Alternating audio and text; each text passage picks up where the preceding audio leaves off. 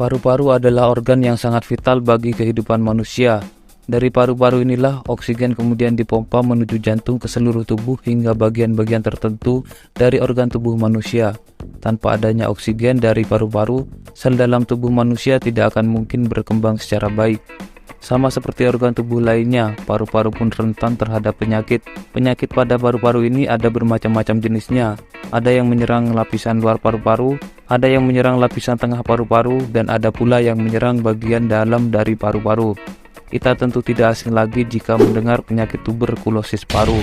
Penyakit pada paru-paru ini menyerang bagian dalam dari paru-paru hingga melukai paru-paru yang menyebabkan penderitanya mengalami batuk berdarah, kesulitan bernapas, hingga terjadi hipoksia atau kekurangan kadar oksigen dalam tubuhnya.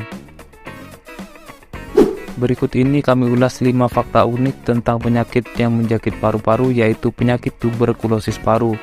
Untuk kalian yang baru bergabung dengan channel ini, jangan lupa simak videonya hingga akhir.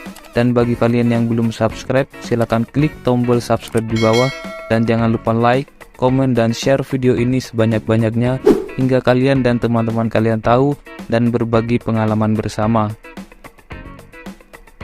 Fakta pertama, bakteri tuberkulosis paru ditemukan oleh Robert Koch dan disebut juga dengan penyakit Koch pulmonal.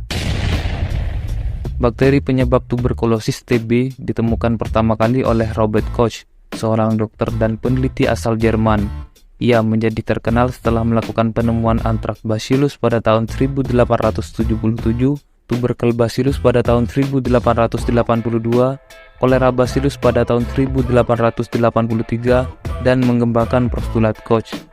Tuberkulosis ialah suatu penyakit infeksi bakteri dan paru-paru yang sangat menular. Bakteri jenis Bacillus itu kemudian dinamai Bacillus Koch, sesuai dengan nama penemunya.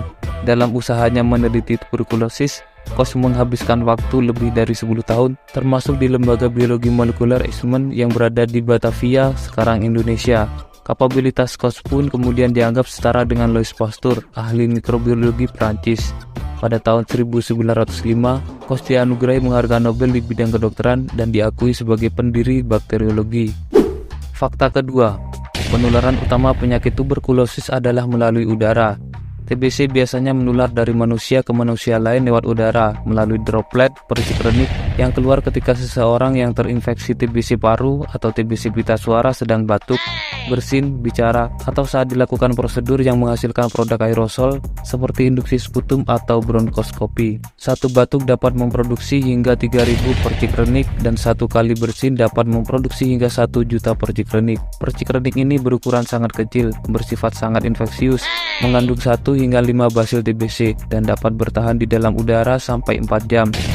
Sedangkan hanya dibutuhkan 1 hingga 10 basil TBC untuk menginfeksi seseorang. Fakta ketiga, tuberkulosis TBC tidak menular dari hewan ke manusia. Tidak ditemukan hewan yang berperan sebagai agen penular TBC.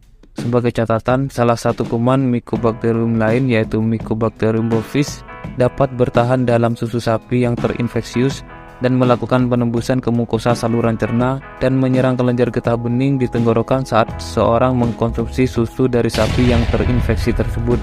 Beruntung angka kejadian infeksi ini hampir tidak pernah ditemukan lagi dikarenakan proses pasteurisasi susu dan strategi kontrol TBC yang efektif pada ternak. Fakta keempat, tidak semua penderita tuberkulosis bisa menularkan penyakit.